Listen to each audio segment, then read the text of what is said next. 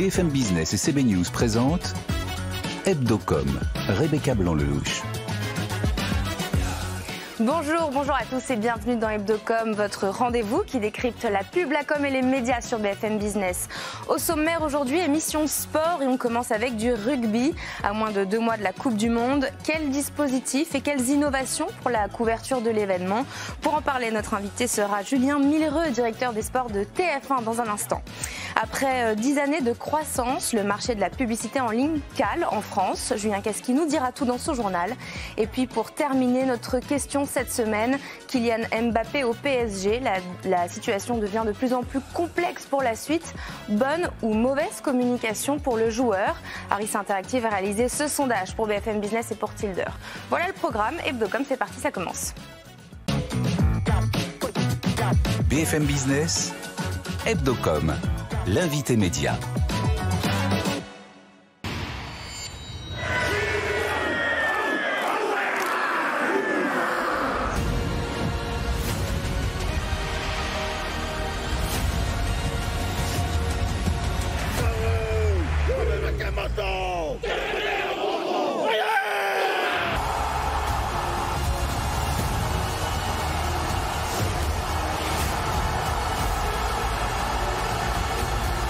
Magnifique! Il est passé à l'extérieur, magnifique, il va aller au bout!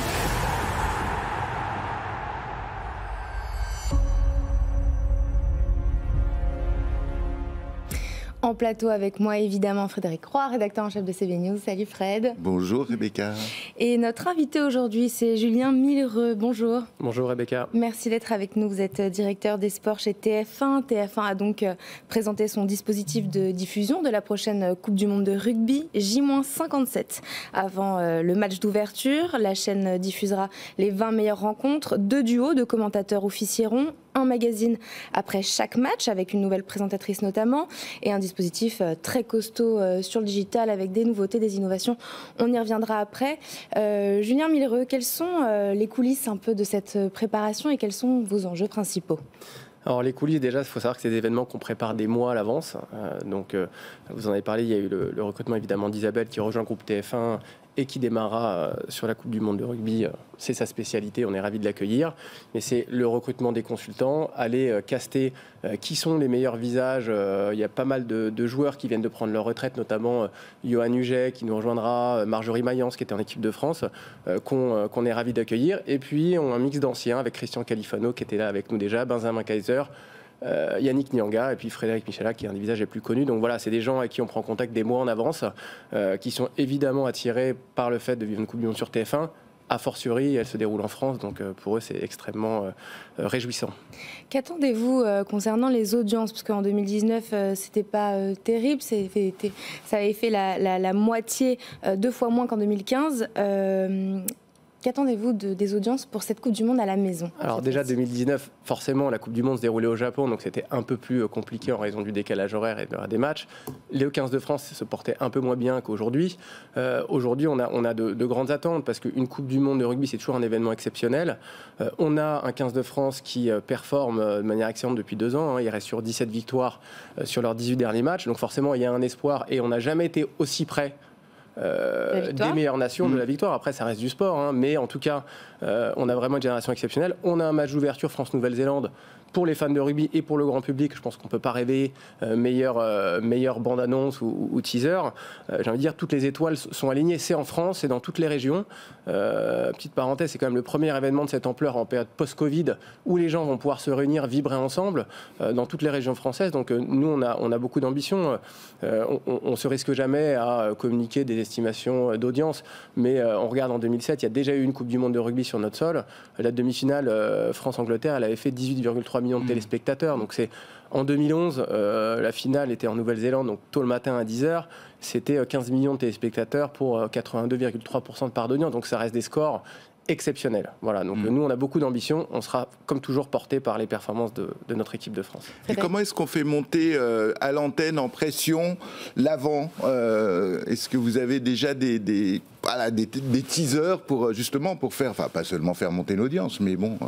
Vous avez raison, c'est extrêmement important de préparer les Français et de leur faire savoir que cette Coupe du Monde existe, parce que encore une fois, on est sur TF1. Nous, notre vocation, notre ambition, c'est de rassembler un maximum des Français. Et on parle de millions, de dizaines de millions de téléspectateurs. Donc ça va bien au-delà du fan de rugby, du fan de sport, qui lui ou elle, oui, il est déjà que au cette courant, Coupe du Monde est là. Voilà. Donc on a commencé au lendemain, même le jour de la finale de la Coupe du Monde de foot, puisque on a pris le parti de dire c'est d'une Coupe du Monde à l'autre quelque part, et notre bande-annonce qu'on a pu voir sur votre antenne est passée sur l'antenne de TF1 le jour et le lendemain de la finale de la Coupe du Monde de football. Donc, on a commencé à préparer tout ça.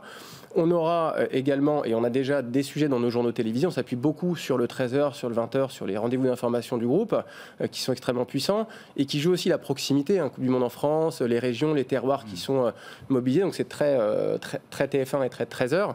Donc les journaux nous aident à la fois pour évangéliser aux règles du rugby, ce qu'est le rugby, faire connaître aussi des visages, parce qu'il faut incarner aussi, c'est vrai que les joueurs de rugby sont probablement moins connus que les joueurs de football, donc c'est aussi notre mission de les faire connaître, et puis aller expliquer comment la France se prépare à accueillir le monde du rugby, les champions du monde sud-africains qui vont arriver à Toulon, ou d'autres nations qui vont être accueillies dans d'autres régions françaises. Donc voilà, ça participe à faire monter en puissance énormément de bandes annonces.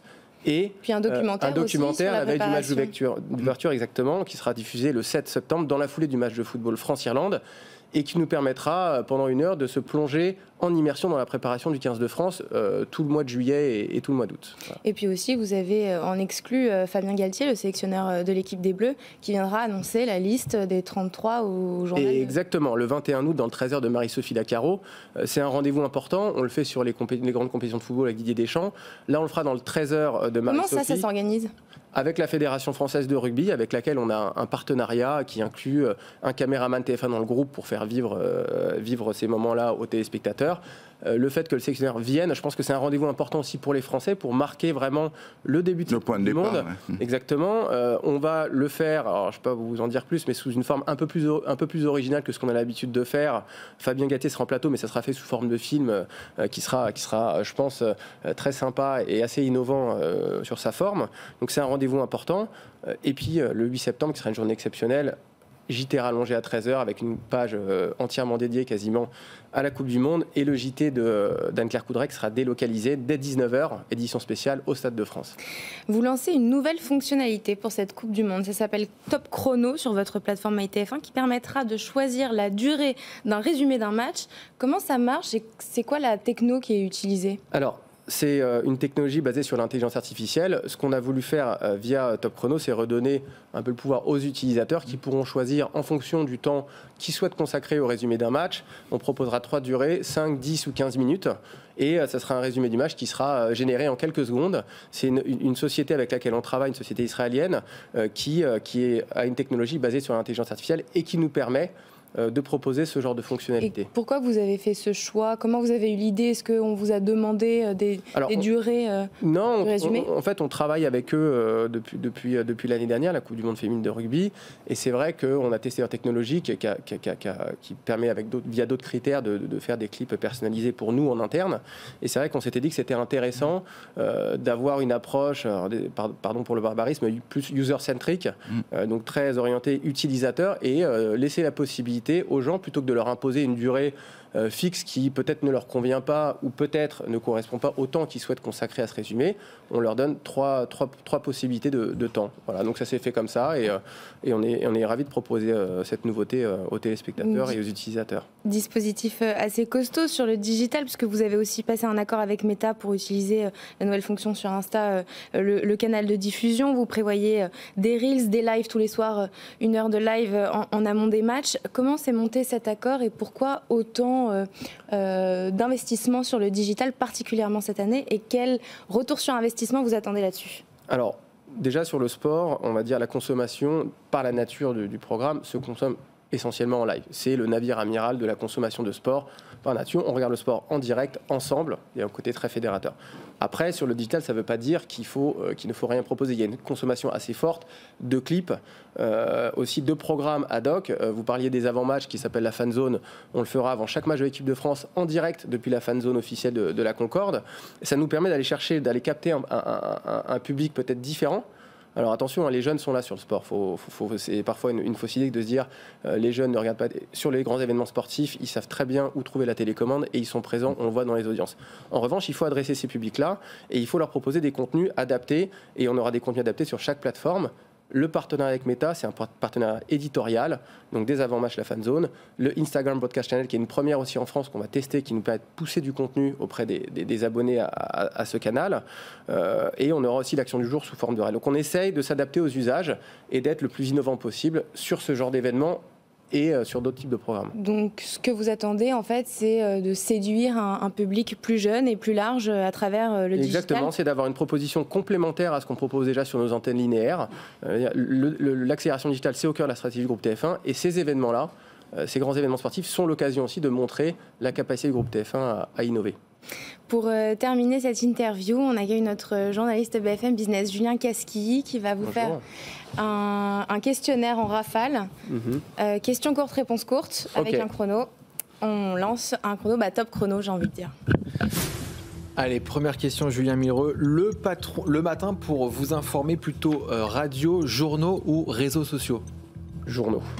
Votre plateforme de streaming préférée? Quels journaux, pardon? L'équipe, principalement. Voilà, et Le Monde. Plutôt Netflix. Le moment de sport à la télé qui a marqué votre vie?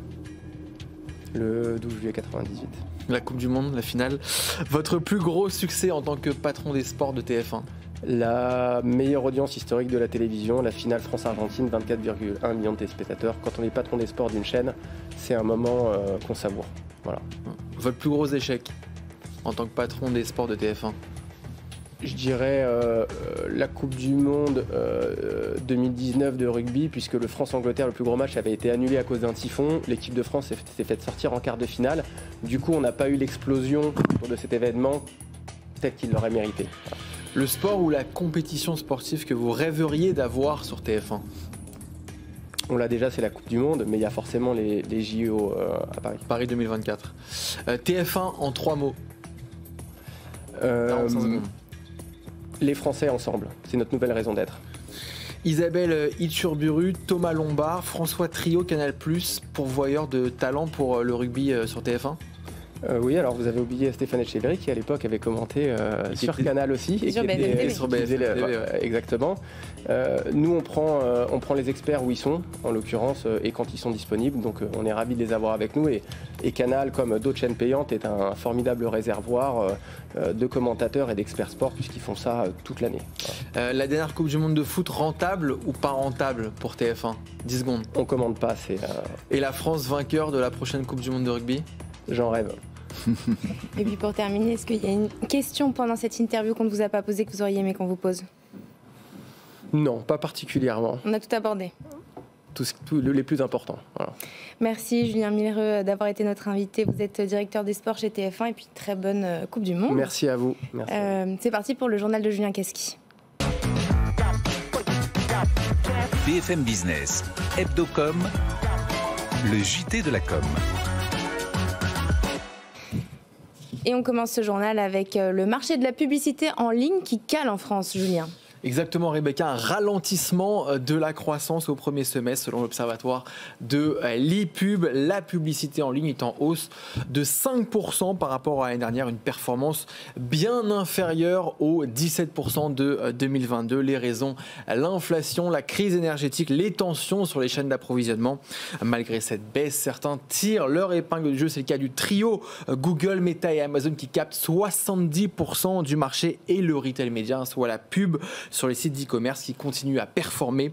L'Observatoire prévoit une légère amélioration au deuxième semestre avec une activité importée par les Jeux Olympiques Paris 2024 et la Coupe du Monde de rugby. Havas rachète l'agence de création britannique Uncommon, une 4e acquisition en 6 mois pour la filiale de communication de Vivendi. Havas poursuit sa stratégie de croissance externe, une opération à plusieurs dizaines de millions d'euros.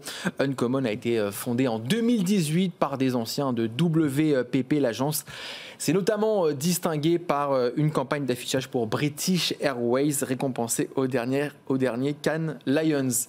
Et avec ce rachat, Uncommon se valoriserait à 140 millions d'euros.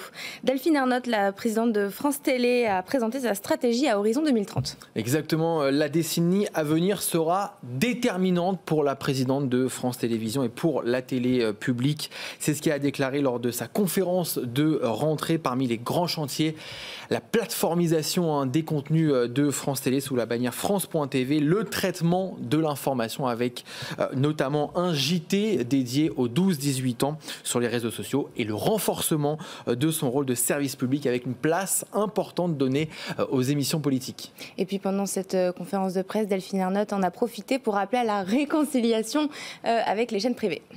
Exactement. La presse française attaque Twitter en justice.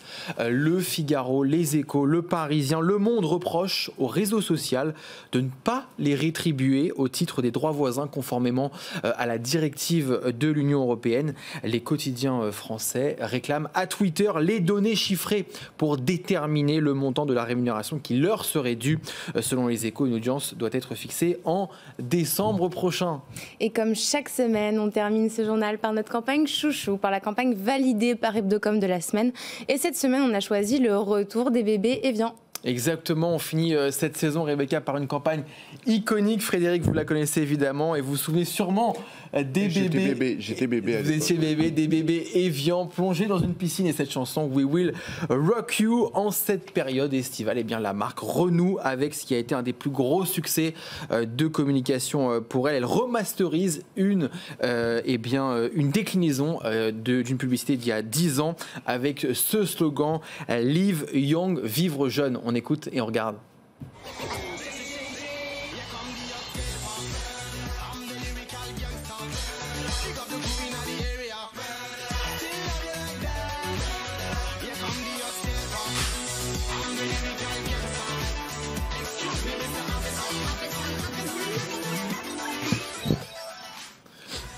Voilà, Evian veut révéler la jeunesse qui est en nous. Ces spots seront déployés à partir de la semaine prochaine en télé, en digital et en affichage. Elle a évidemment été conçue par une certaine agence qui s'appelle BETC. Voilà. On ne connaît pas du tout. Pas du tout. On n'en a jamais parlé. Merci Julien Casqui pour le journal. C'est parti pour le Focuscom. BFM Business, Hebdocom, le Focuscom. 6 ans cette année que Kylian Mbappé est au PSG. La situation devient de plus en plus complexe pour la suite du parcours du joueur. Va-t-il quitter le PSG pour le Real? Quelles négociations, quels enjeux dans ce contexte?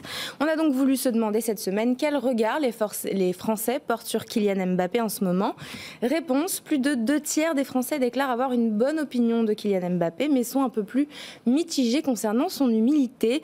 Harris Interactive a réalisé ce sondage pour BFM Business et pour Tilder. Pour en parler en plateau avec nous, Mathias Léridon, bonjour. Bonjour. Vous êtes président de Tilder. Merci d'être avec nous. Jean-Daniel Lévy, bonjour. Bonjour. Vous êtes directeur délégué d'Harris Interactive. Et puis évidemment, Frédéric Roy, rédacteur en chef de CB News. Pas Les besoin de grands le préciser. spécialistes du football. Ouais. Mais je le précise quand même. Mathias, 68% ont une bonne opinion, même si c'est beaucoup, c'est plus de la moitié.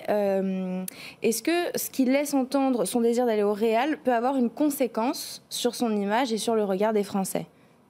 Moi, ce que je commencerai par dire, c'est qu'en fait, les grands champions sportifs, évidemment les footballeurs, ils ont deux actifs. Ils ont l'actif de leur performance sportive. Bon, Kylian Mbappé, personne ne conteste sa place dans le foot. Et en même temps, ils ont un capital d'image et une notoriété qui est absolument incroyable. Et l'un va avec l'autre. Ce qui est intéressant, je trouve, dans le résultat de ce sondage et dans la manière dont les Français voient en fait Kylian Mbappé, c'est qu'au fond, ils ont globalement une bonne image de Kylian Mbappé. Il y a beaucoup de personnalités politiques, il y a beaucoup de personnalités en général qui aimeraient avoir ce type de sondage. Alors oui, on va dire 80, 82%, 78%. Enfin, tout le monde aimerait bien l'avoir. Il y a quand même une question, c'est qu'en fait, on donne aux sportifs une responsabilité sociétale qu'ils n'ont pas forcément cherché ou qu'ils ne veulent pas forcément. C'est-à-dire qu'on se dit, bon, est-ce qu'un sportif, lorsqu'il est très connu, très performant, est-ce qu'il est engagé, est-ce qu'il donne une bonne image de la France? Mais au fond, il est d'abord un sportif. Donc je trouve que ce qui est intéressant, c'est qu'en fait, au fond, le sport, il y a une espèce de image power du sport. C'est-à-dire qu'à partir du moment où on est un très grand champion sportif, il y a une projection d'un certain nombre de responsabilités qui n'ont pas forcément toujours un lien avec le sport. Jean-Daniel Lévy, vous êtes d'accord avec ce que Mathias Léridon ? Je suis d'accord avec Mathias. Et de toute façon, on voit bien que dans les confiances qui peuvent être exprimées d'une manière générale à l'égard des personnes qui ont une présence dans l'espace public, les sportifs ont un rôle et une place particulière, et Kylian Mbappé encore plus un rôle et une place particulière. On peut rappeler effectivement, comme vous l'avez indiqué, il est présent aujourd'hui au Paris Saint-Germain. On s'interroge pour savoir s'il va aller ou pas au Real. On sait également qu'il occupe aujourd'hui une place particulière au sein de l'équipe de France parce qu'il est le capitaine de l'équipe de France.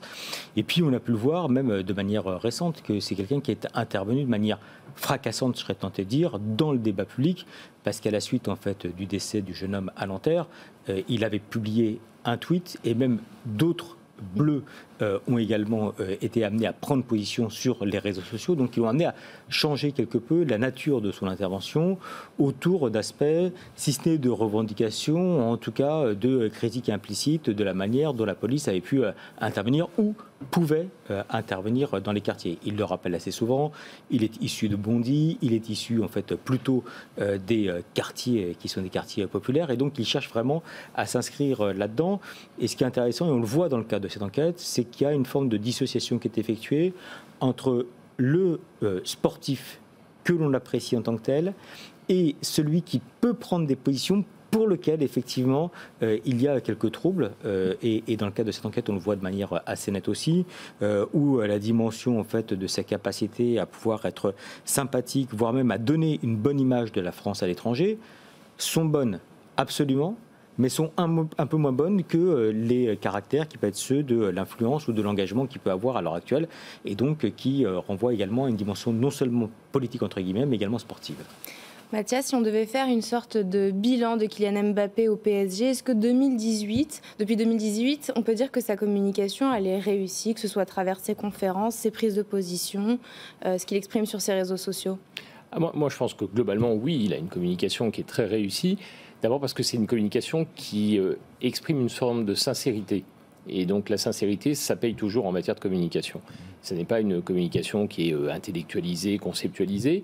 Donc elle est sincère et elle touche les Français. Et d'ailleurs, on le voit, ne serait-ce que dans l'item de la sympathie, on voit qu'aujourd'hui, il y a 70% des Français qui trouvent qu'il est sympathique. Et je ne parle même pas du score de ceux qui aiment le foot, où là, on explose les compteurs. Au-delà de ça, moi, je pense que ce qui est important dans la communication d'un sportif, c'est aussi de faire attention, en fait, à la dérive de la politisation de la performance sportive. C'est-à-dire qu'il y a la performance sportive, on va rentrer dans une année et qui doit faire importante. Attention à ça ? Je pense que les sportifs doivent y faire attention, parce qu'en fait, un sportif, c'est comme ça, il n'a pas que sa parole personnelle derrière, en fait, parce qu'il y a toute cette notoriété, parce qu'il y a tous ces Français, ces Françaises qui sont derrière un sportif, derrière sa performance sportive. Il a une responsabilité qui le dépasse. Et parfois, c'est pas toujours très compréhensible quand on est un jeune sportif d'avoir en fait cette espèce de responsabilité sur des épaules où finalement on exprime quelque chose à titre personnel. Mais un sportif qui est de la taille de Kylian Mbappé, en fait, ça n'est pas que son opinion personnelle, c'est une opinion qui va engager l'État français. Pris, je trouve, voilà. Et je trouve que cette partie-là, il l'a plutôt très bien prise depuis 2018. Donc, c'est un peu un rôle modèle. Il faut juste faire attention parce que derrière, la responsabilité, elle va avec la notoriété. Et pour terminer, un mot sur l'actualité et ce qui se passe en ce moment quand même. Quel serait le meilleur scénario pour Kylian Mbappé là, dans les mois qui viennent ? Tous les deux, Mathias ? Le meilleur scénario, ça serait qu'il arrive à montrer qu'il est maître de son destin du début à la fin et qu'il ne subit pas une situation. Et qu'il montre en fait que globalement, dans son attitude, il n'a pas uniquement, entre guillemets, une forme de plan de carrière à caractère individuel, mais qu'il a toujours la volonté de pouvoir s'inscrire. Donc ce serait qu'il aille au Real Madrid ? Ça peut être éventuellement qu'il aille au Real Madrid, mais encore une fois, ce n'est pas forcément la question de la décision en tant que telle que la manière dont il peut présenter les choses. Jusqu'à présent, Mbappé a toujours donné le sentiment que, certes, quand il défendait quelque chose qui le concernait personnellement, il allait un petit peu plus loin. On peut parler, par exemple, de moments où il avait refusé de participer à des opérations de promotion qui étaient proposées par la Fédération française de football.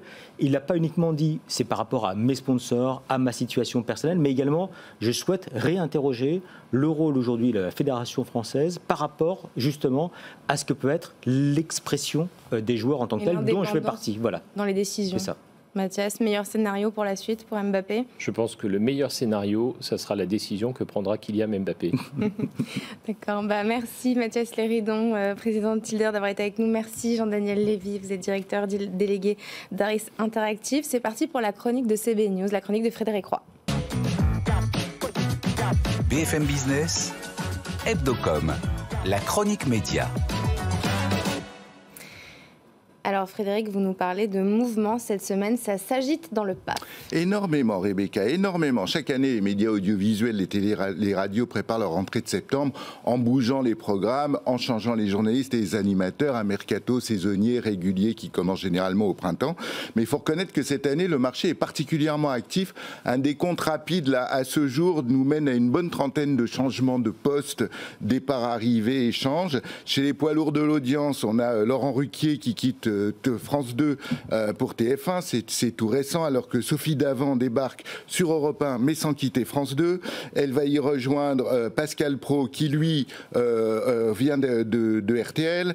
Elle y rejoint aussi Alex Vizorek qui quitte quant à lui France Inter. À l'inverse, il y a des historiques d'Europe 1 qui s'en vont, on ne sait pas où, pour tous, Philippe Vandel, Patrick Sébastien, ça bouge aussi en télé. Comme on vient d'en parler tout à l'heure, Isabelle Iturburu qui passe de Canal à TF1 en vue de la Coupe du Monde de rugby, ou Antoine Decaune qui revient animer une émission hebdomadaire sur Canal+, qu'il a vraiment jamais quitté en fait. Mais bon. Et il n'y a pas que des transferts, il y a aussi des nouveaux entrants. Il y a des nouveaux entrants comme Ségolène Royal qui intègre l'équipe de Touche pas à mon poste sur C8, l'ex-candidate à la présidentielle qui rejoint ainsi une corde de politique qui trouve facilement une seconde vie médiatique, et puis pour les chaînes c'est aussi également un avantage, un bon moyen de continuer à s'exposer sans prendre trop de responsabilités, ce qui est sans doute plus confortable que dans les ministères, mais pas beaucoup plus sûr sur le plan de la sécurité de l'emploi. Et puis il y a aussi ceux qui changent de métier, comme Jérôme Casadieu, qu'on avait reçu ici en tant que directeur de la rédaction de l'équipe, et qui va devenir directeur de LFP Média, qui est la filiale commerciale de la Ligue professionnelle de football. Ça reste sportif, mais c'est pas le même métier. Est-ce que la presse écrite est également concernée par tous ces mouvements ? Par ricochet, en fait. On voit ainsi Jérôme Chapuis, qui est directeur de la rédaction de La Croix, qui va remplacer Marc Fauvel pour la matinale de France Info. Marc Fauvel qui, lui, part diriger la rédaction de France Inter. Tous ces mouvements donnent un peu le tournis quand même. Oui, bien sûr, Rebecca, et surtout que j'ai pas eu le temps de tout vous dire et que c'est certainement loin d'être fini. Quant à nous sur Hebdocom, puisqu'il s'agit de la dernière émission de la saison, je ne peux que nous souhaiter de nous retrouver en septembre avec Julien, bien sûr. Merci Frédéric Roy de m'avoir accompagné toute cette année, d'avoir été à ma droite. Merci Rebecca de m'avoir toute l'année, cette saison. Merci à tous de nous avoir suivis évidemment, et un grand merci à Alban, à Flo qui sont aux manettes, à Julien Casqui, mon binôme évidemment, et à toute la direction de BFM Business pour la confiance. Très très bel été à tous sur BFM Business, et puis on se retrouve à la rentrée. Hebdocom sur BFM Business.